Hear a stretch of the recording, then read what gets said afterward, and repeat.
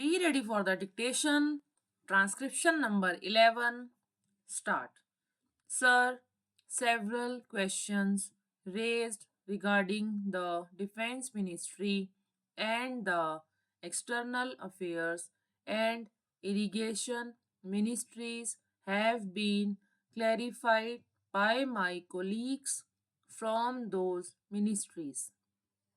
My task, therefore, has been simplified to that extent. Before I go to the questions, financial and economic, raised by several honorable members, I should like to clarify one or two points which are more administrative than economic or financial.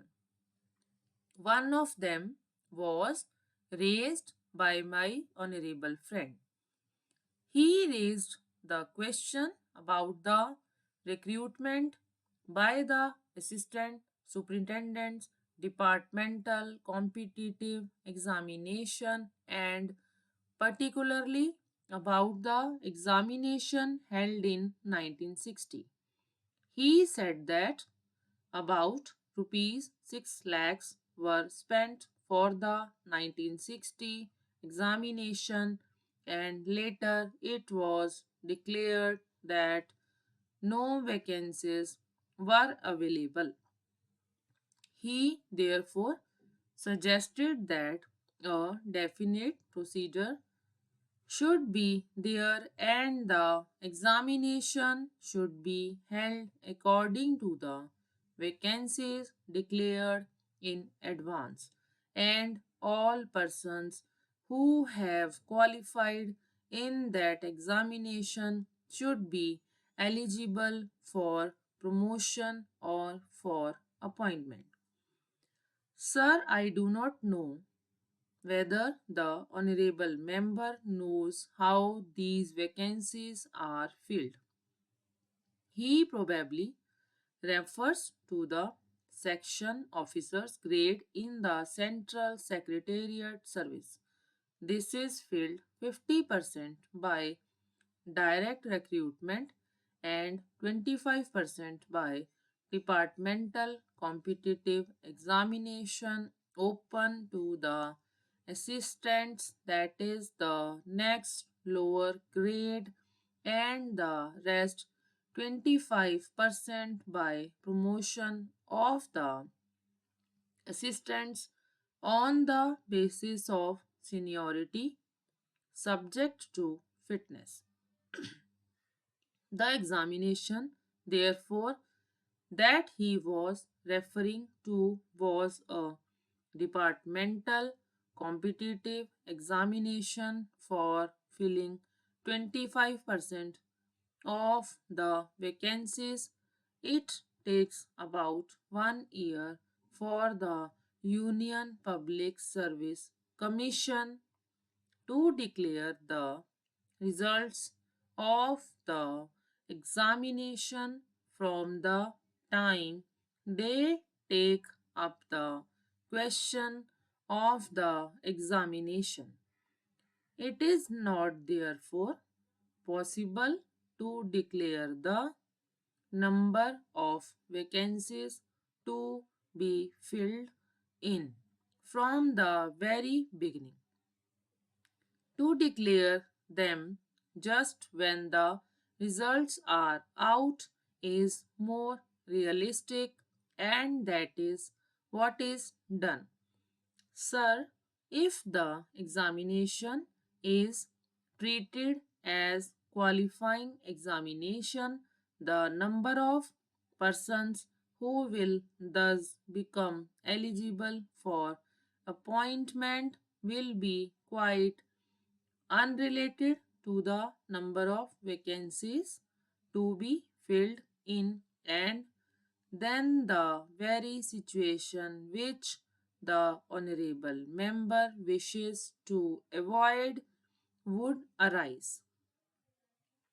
It would not then be possible to hold any of the examinations at regular intervals and promotions against this quota would become very fitful.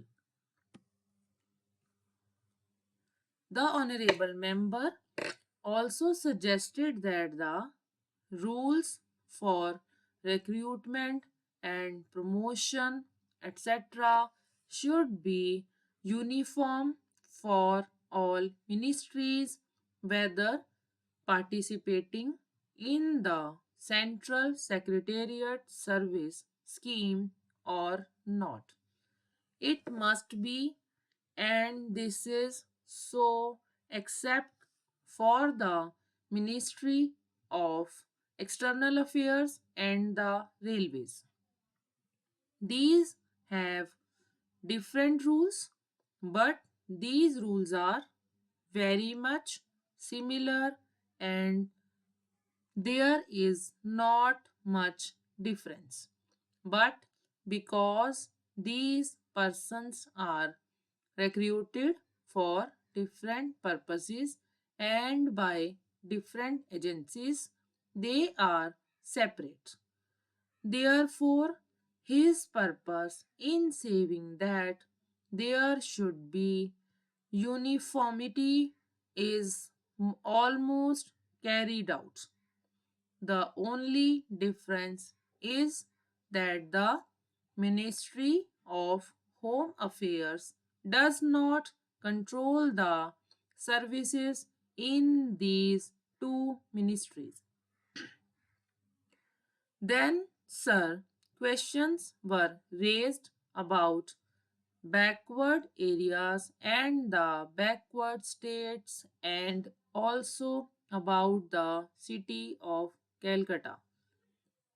If the budget is properly scrutinized, it would be found that assistance is provided for the states, particularly the backward states, and the Finance Commission, which assesses the overall recruitments of the states, takes this into consideration and makes its recommendations, which are carried out every time the Finance Commission's recommendations are received, and they are received periodically according to the Constitution. Sir, I would like to give the total amount paid to the states on this account.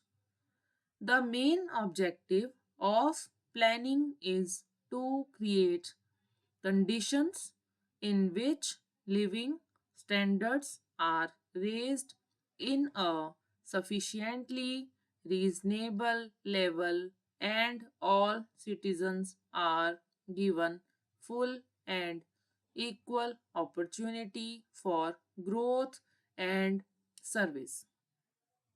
The plans seek to provide a balanced emphasis on increase in production and employment. The development plans are thus accepted as the means for ensuring equitable development in the field of social services.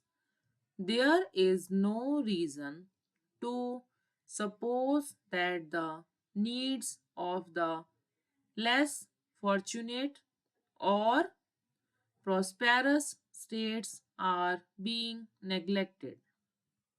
But it would not be proper to expect that all these differences could be wiped out now immediately. It must be seen whether we are going towards that very end or not.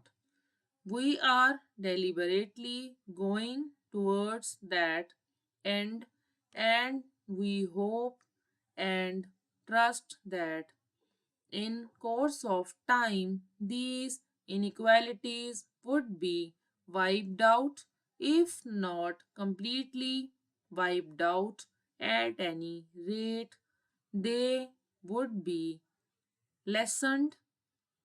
My honorable friend complained about inadequate provision included in the plan for meeting the growing recruitments of the city of Calcutta, where even the basic services like water supply, sewage disposal, and drainage were not being augmented, and that the central government was not enthusiastic about solving these difficulties.